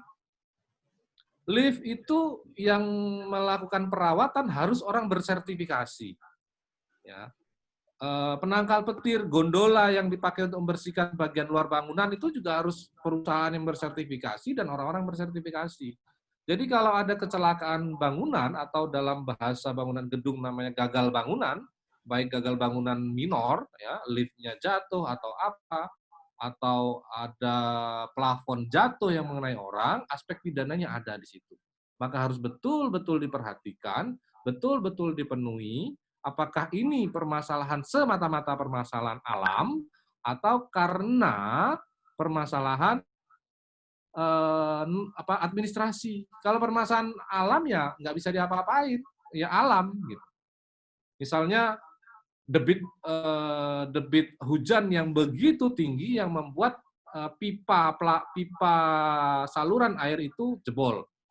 Itu faktor alam, debit air, ya ada satu mall yang seperti itu. Jadi hingga tidak bisa, ranah pidana tidak bisa masuk ke situ karena memang debit air itu besar sekali. Tapi kalau ini semata-mata karena kelalaian baik, kelalaian instalasi maupun kelalaian administrasi, maka aspek pidananya bisa nyangkut sampai kepada pimpinan bangunan itu, ya, yang mengoperasionalkan bangunan itu. Ya, pertanyaan keduanya Mas Yudhistira tadi apa ya? Teknis ya, nanti mungkin orang teknis yang akan bicara. Ya, lalu saya masuk ke penanya selanjutnya Mbak Sekar dari Lipo ya. Mbak Sekar, prinsipnya begini, bangunan gedung tersebut yang sudah diizinkan dibangun, maka dia harus dibangun sesuai dengan izin yang dia dapat. Kalau dalam prosesnya kemudian bangunan gedung tersebut diinginkan adanya perubahan fungsi atau adanya perubahan bentuk, selama kemudian peraturan tata ruangnya mengizinkan, peraturan detail tata ruangnya mengizinkan, kawasan juga diizinkan, maka bisa dirubah. Tapi harus mundur perubahannya. Kalau yang dirubah parkir, ya, maka kemudian dokumen lingkungannya harus berubah. Ya, kalau bangunan sudah jadi bukan UKL-UPL, DELH, dokumen evaluasi lingkungan hidup harus memuat perhitungan parkir yang terbaru. Kemudian AMDAL lalinnya juga harus berubah, karena harus memuat perhitungan parkir yang terbaru. Ya, jadi dia harus mundur. Ya, karena ini perubahan fungsi ruang. Nah, yang dia tidak harus mundur adalah perubahan bentuk. Kalau perubahan bentuk, cukup merubah IMB-nya saja tanpa perlu merubah hal-hal yang ada di belakang IMB, seperti AMDAL, ANDALALIN, ya, dokumen-dokumen lingkungan. Kalau hanya merubah bentuk, misalnya yang tadinya desainnya itu Romawi, dirubah menjadi desainnya Kejawen, begitu, ya rubah IMB-nya saja. Ya. Tapi kalau ternyata dia merubah fungsi yang tadinya parkir dirubah menjadi tempat karaoke, yang tadinya tempat karaoke menjadi tempat pijet, nah itu berubah fungsi. Ya, maka dia harus merubah sampai mundur agak jauh. Mundurnya ke AMDAL. Nah, itu ya. Jadi itu, Mbak. Terkait biaya, prinsipnya begini. Undang-undang menyampaikan bahwa pelayanan SLF ini di pemerintahan itu zero. 0 rupiah. Nah, mungkin yang dimaksud Mbak Sekar ini konsultan. Nah, kalau konsultan bukan sama saya negosiasinya, bicaranya sama konsultan masing-masing. Ya. Kalau di pemerintahan, undang-undang mengamanatkan bahwa layanan SLF itu 0 rupiah. Itu. Ya. Yang soal ada bayar atau segala macam itu pihak ketiga. Ya, saya tidak tahu berapa biayanya, nanti silakan berkomunikasi dengan pihak ketiga lainnya. Barangkali begitu yang bagian saya, Pak Moderator. Oke, terima kasih Pak Zaki. Monggo Pak Tahir untuk menambahkan. Oke, terima kasih. Saya menambahkan saja dari pertanyaan pertama tadi, sudah banyak disampaikan oleh Pak Zaki terkait mengenai apabila izin sebelumnya seperti IMB tidak ada, tapi bangunan itu sudah jadi, itu seperti apa. Itu saya kembalikan kepada, dari segi teknis, kita kembalikan kepada dinas, seperti apa kebijakannya. Namun ketika kita membahas terkait ini bangunan mode SLF, namun dokumen-dokumen sebelumnya belum ada, itu mau seperti apa? Kita lihat dulu dari unsur bangunannya, dari segi teknis. Karena kita mengevaluasi, kita harus mendapat data awal yang kita evaluasi. Sebelum bentuk fisiknya, kita mendapat dokumentasi awal. Nah, yang kita lihat, apabila bangunan sudah lebih daripada bangunan sederhana, contohnya seperti bangunan di atas 3 lantai atau 2 lantai, itu kita tidak bisa mengevaluasi ketika tidak ada as-built drawing. Dalam arti as-built drawing ini kan masuk dalam IMB. Setelah itu AMDAL atau UKL-UPL ketika bangunan itu kecil. Itu sudah tidak bisa dievaluasi dari segi teknis, karena data awal saja sudah tidak ada. Yang mau kita evaluasi apakah bangunannya, sedangkan ketika bangunan jadi, kita tidak tahu dari segi struktur, tulangan di dalam beton itu jumlah berapa saja kita tidak tahu. Jadi dari segi teknis itu sangat sulit untuk bisa dijalankan. Harus memang dari segi perizinan sebelumnya atau perencanaan harusnya sudah ada. Namun ketika bangunan ini bangunan sederhana, contohnya bangunan 2 lantai atau 1 lantai, atau bangunan perumahan lah yang mudah SLF kan, ini masih bisa.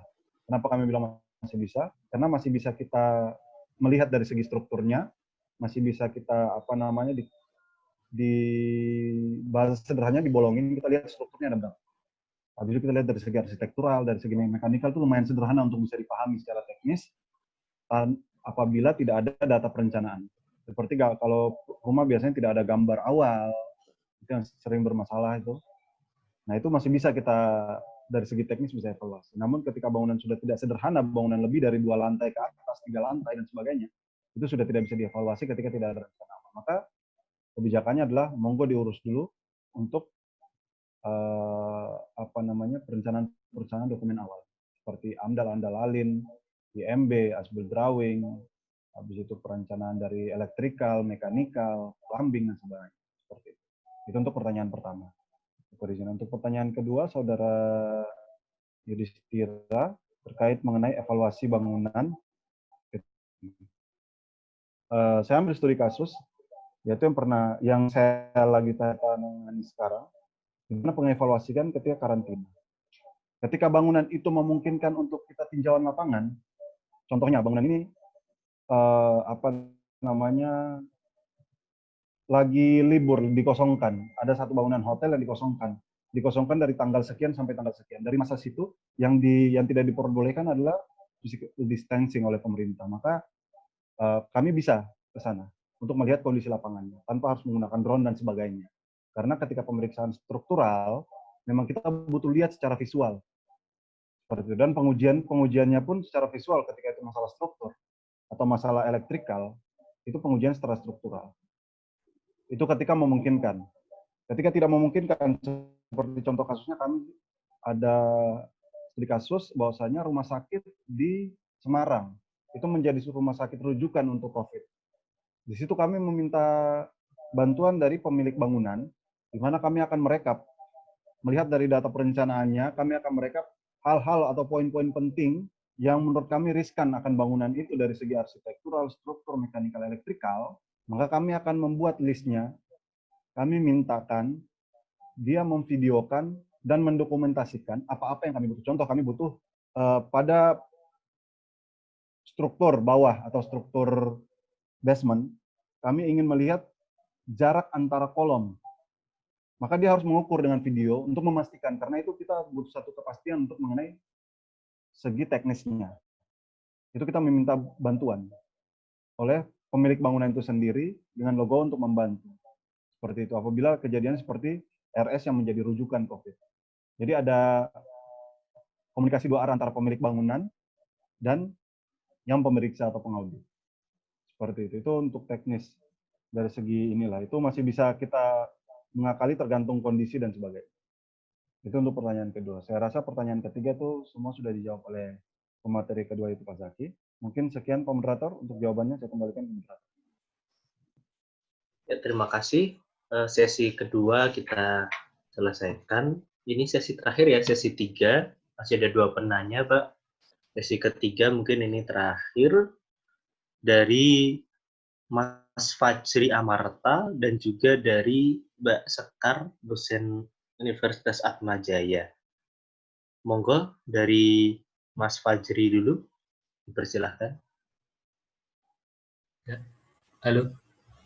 Tes. Mohon izin mau bertanya terkait jika gedung sudah mempunyai SLF, itu kan di awal diperhitungkan untuk beban muatannya, dan di saat berjalan kan pemilik unit mengisi bangunannya, mengisi unitnya dengan berbagai perabotan. Dan saya dengar tadi SLF itu disesuaikan selama 5 tahun, diperbarui selama 5 tahun lagi. Yaitu apakah evaluasinya, Pak? Nanti di prosesnya seperti gimana apabila di kenyataannya bebannya itu di luar teknis gitu, atau gimana perizinannya? Mohon izin seperti itu. Terima kasih. Bapak, Bu.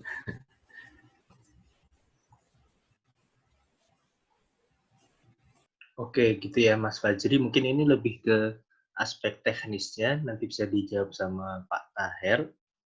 Ini Bu Sekar dari Universitas Atmajaya, skip dulu, jadi kita langsung ke Pak Budi Setiawan.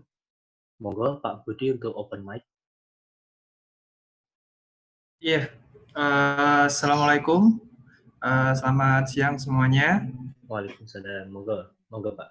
Ya, mohon izin bertanya. Jika kita masih dalam proses pengurusan SLF, lalu kemudian ada pihak dinas terkait yang memberikan surat teguran atau pembinaan, kemudian proses itu juga masih belum selesai, kemudian kita diberikan surat teguran lagi, apakah itu memungkinkan perusahaan atau bangunan tersebut akan dilakukan penyegelan atau gimana, Pak? Mohon petunjuknya, Pak. Terima kasih. Oke, makasih Pak Budi. Jadi ini 2 pertanyaan dengan 2 bidang ya. Yang pertama dari Mas Fajri tadi, teknis, sedangkan dari Pak Budi tadi lebih ke aspek legalnya. Jadi pertanyaan dari Mas Fajri silahkan dijawab oleh Pak Taher, pertanyaan dari Pak Budi nanti dijawab oleh Pak Zaki. Monggo Pak Taher dulu. Oke, terima kasih. Saya akan langsung menjawab saja pertanyaan dari Mas Fajri. Terkait pertanyaan mengenai dari Mas Fajri ini, kalau untuk kita simpelkan studi kasus adalah bangunan hotel atau apartemen yang awalnya didesain bahwasanya bangunannya cuma sekian, namun tiba-tiba pemilik diisi lebih banyak. Saya rasa kalau ketika hanya penambahan beban itu sudah diperhitungkan pada perencanaan. Seperti beban maksimal itu dalam perhitungan struktur bukan hampir semua bangunan itu sudah menghitung beban rencana itu sudah maksimal tuh itu sudah pasti. Namun ada kondisi-kondisi khusus seperti permasalahan yang pernah kami temuin juga bahwasanya pada saat pembangunan ada satu ruangan yang awalnya difungsikan sebagai kamar. Contohnya pada lantai 5, di lantai 5 suatu bangunan hotel itu awalnya semuanya dijadiin kamar. Ketika pelaksanaan pada lantai 5 itu semuanya diratakan dijadiin ballroom. Ballroom dan ada dijadikan gym, ada dijadikan kolam renang, tidak sesuai dengan perencanaan, maka bebannya semakin bertambah. Maka dari situ, kalau untuk dari segi tim teknis, yang pertama itu perubahan fungsi ruangan, itu nanti berefek kepada IMB juga mungkin, karena perubahan fungsi ruangan yang sangat signifikan. Namun ketika kita melihat dari segi tim teknis, kita akan melakukan metode perhitungan, apakah perhitungan ini masuk dengan perhitungan rencana sebelumnya atau tidak. Ketika mereka merencanakan itu adalah kamar atau tempat tinggal, seperti hotel, itu ketika dirubah menjadi ballroom dengan muatan jumlah orang lebih banyak, atau gym dengan muatan beban mati lebih banyak, itu seperti apa? Itu dibuat dulu, metodenya kita pakai. Setelah itu kita lihat apakah bebannya ini mencukupi atau tidak. Ketika beban itu tidak mencukupi, maka kami akan merekomendasikan bahwasanya kembalikan ke fungsi awal. Karena ini sudah tidak bisa dipaksakan. Karena perencanaan awal itu sudah tidak menghitung kapasitas sebesar ini. Jadi harus dikembalikan seperti fungsi awal. Nah, masalah kedua adalah ketika mereka tidak menggantikan ke fungsi awal, itu berpengaruh kepada IMB juga. Kena di SLF untuk perubahan fungsi ruangan yang sangat besar, signifikan. Itu menurut saya. Jadi dari segi teknisnya, itu dihitung dulu polanya ketika bebannya itu memang tidak maksimal, itu dibolehkan. Ketika perubahannya sangat signifikan, maka akan ada rekomendasi-rekomendasi dari tim ahli, apakah mau seperti apa jalan. Seperti itu. Salah satu yang paling sering dilakukan adalah dirubah seperti fungsi awal. Seperti itu, Mas Fajri. Saya kembalikan kepada moderator untuk pertanyaan jawaban kedua.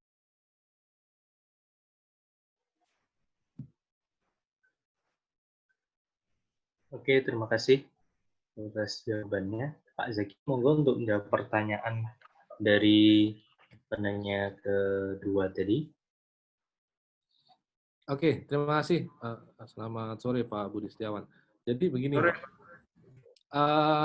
prinsipnya begini. Secara peraturan perundang-undangan, mekanismenya sudah jelas. Kalau memang kemudian tidak ada SLF, ada sanksi administratif, ada sanksi pidana. Ya. Nah, sebelum menuju ke sanksi pidana, ya, dia masuk dulu sanksi administrasi. Sanksi administrasi jelas ada teguran tertulis, biasanya 1, 2, 3. Ya, kemudian baru masuk kemudian kepada penyegelan, pendendaan, dan lain-lain. Nah, untuk kemudian sejauh mana atau setegas mana aturan itu akan dilaksanakan, yaitu kembali tergantung kepada seperti apa pola kepemimpinan di daerah tersebut. Kalau pola kepemimpinan daerah tersebut seperti bupati, gubernur yang tegas-tegas, yang galak-galak itu, mungkin bisa jadi 1, 2, 3 tutup segel, begitu. Ya, tapi yang saya tahu, ketika kemudian SLF itu sedang berproses, sebagaimana saya menjadi staf ahli di Pemkot Jogja, rata-rata daerah yang kemudian saya menjadi staf ahli itu meminta surat keterangan sedang dalam proses oleh tenaga ahli yang mengerjakan atau pengkaji yang mengerjakan kajian.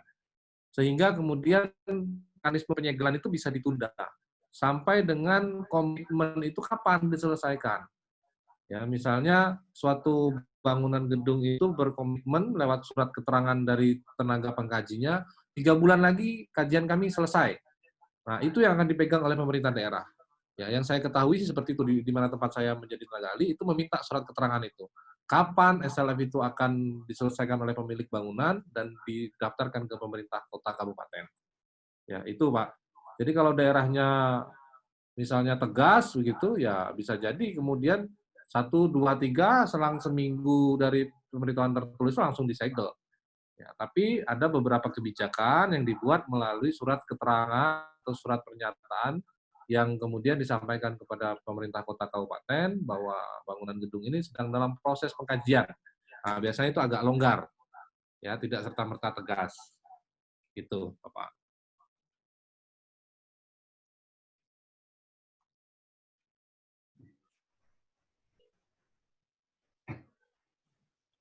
Baik Pak, gitu.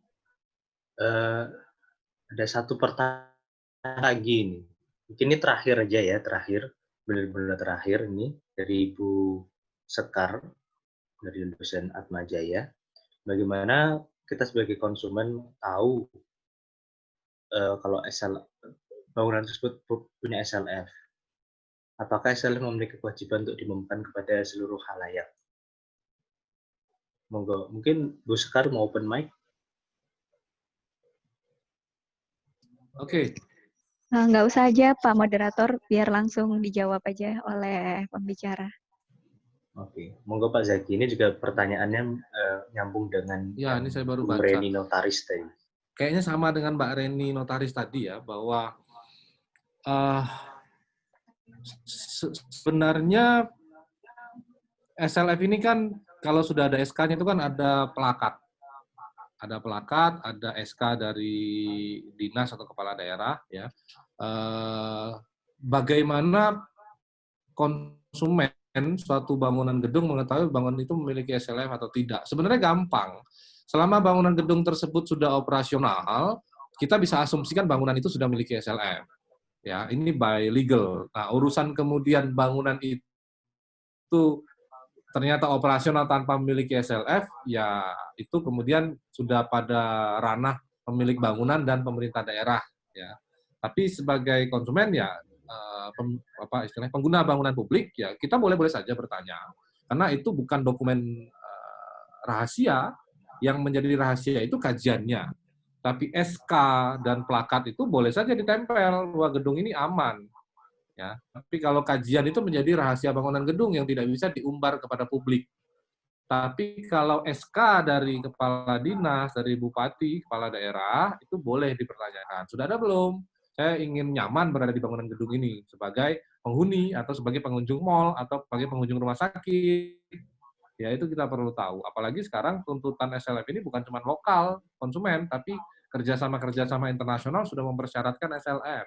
Ya, ini belum perbankan ini belum bergerak nih. Perbankan mensyaratkan kredit atau pinjaman uang harus melampirkan SLF. Ya, saya belum dengar perbankan memberikan syarat itu. Ya. Tapi kalau perbankan sudah memberikan syarat itu, tambah berat nih dunia usaha nih, harus memiliki SLF.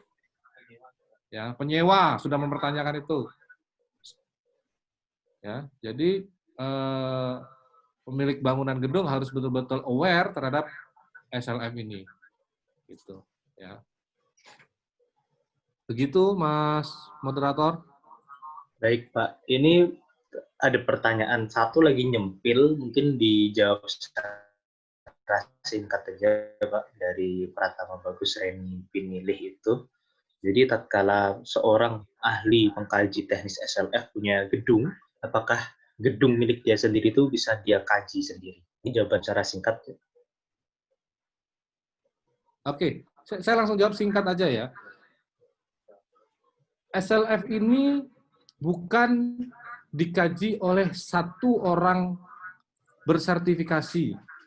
SLF ini harus dikaji oleh 4 aspek, 4 bidang. Tadi sudah disampaikan di awal. Keselamatan, kemudahan, kenyamanan, dan kesehatan. Ya, nah aspek ini tidak sesuai dengan namanya saja. Misalnya kesehatan harus orang kesehatan, tidak. Ya, karena di dalam Tahir nanti Bapak Tahir sebagai bicara lebih paham sertifikasi apa saja yang wajib dimiliki oleh pengkaji teknis. Ya, kalau ada empat yang saya tahu, kalau keempat pengkaji ini memiliki satu gedung, ya boleh saja mereka melakukan itu, asal sesuai dengan kaidah penulisan kajian SLF yang benar. Ya, yang saya tahu itu harus memiliki SKA konstruksi, SKA lingkungan, SKA elektro, dan SKA arsitektur. Itu yang saya ketahui. Mungkin nanti Pak pembicara pertama bisa lebih detail lagi SKA apa saja yang harus dimiliki. Jadi bukan hanya satu SKA saja, tapi juga harus kemudian 4 SKA ini. Malah kalau saya menambahkan harus ada orang legal yang mendampingi untuk memeriksa keabsahan dokumen, kebenaran dokumen antara fisik dan dokumen administrasi yang dimiliki. Jadi 5 aspek pengkaji ini harus ada dalam satu proses SLF. Ya, tapi kalau berdasarkan peraturan perundang-undangan ya hanya 4 ini saja, bukan 1. Begitu Pak Moderator. Oke, saya tambahan sedikit terkait mengenai tim teknis ini. Untuk apakah bisa dikaji secara oleh tim teknis dari bangunan itu? Sebenarnya itu bisa saja, seperti yang tadi disampaikan materi pertama, memang harus dari 5 aspek. Yang pertama dari segi arsitektural, SKA arsitektur harus sudah ada dan memang orang yang mumpuni. Yang kedua adalah struktur, dia memiliki SKA konstruksi, yaitu dari mekanikal, memiliki SKA mekanikal. Yang selanjutnya elektrikal memiliki SKA elektrikal. Yang keempat lingkungan memiliki SKA lingkungan. Dari kelima ini, mereka akan ketika mereka membuat kajian pun kajiannya berpatokan kepada peraturan Permen-P terbaru, yaitu 2018. Dan aspek yang harus dinilai, yang seperti saya jelaskan dari awal, yaitu kesehatan, keselamatan, kemudahan, kenyamanan. Ketika itu mereka bisa penuhin semua, itu bisa mereka mengkaji untuk bangunan mereka sendiri. Seperti itu. Terima kasih. Jadi secara singkat, jawabannya adalah tidak ada aturan yang melarang terkait jika seorang pengkaji teknis SLF memiliki bangunan, maka dia dengan tim dengan SKA yang dimiliki 4 SKA tadi bisa mengkaji bangunannya sendiri. Baik, terima kasih para pemateri, Pak Tahir, Pak Zaki, dan juga para peserta. Terima kasih atas tergabungnya ke dalam webinar ini. Sesi pertama yang dilaksanakan oleh Unjani, Duas Enko, dan juga Estungkara Riset. Mudah-mudahan membawa ilmu yang bermanfaat bagi kita semua, dan khususnya juga kepada para pemilik usaha yang sedang mengurus atau akan mengurus progres SLF. Mungkin itu saja dari saya akhiri. Setelah ini saya kembalikan kepada host, kepada Estungkara Riset untuk jika ada pengumuman yang akan diumumkan terkait dengan sertifikat atau lain-lainnya. Silahkan, dari saya banyak kesalahan, mohon dimaafkan. Wassalamualaikum warahmatullahi wabarakatuh. Baik, terima kasih kepada moderator dan narasumber. Kami ucapkan terima kasih juga kepada para peserta yang telah telah ikut berpartisipasi dalam seminar ini.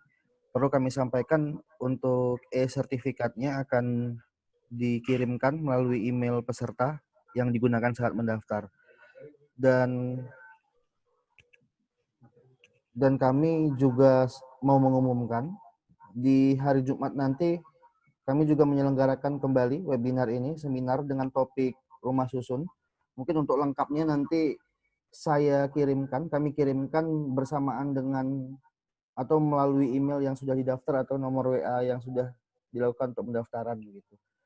Akhir kata, sekali lagi saya mengucapkan terima kasih kepada semua pihak yang terlibat.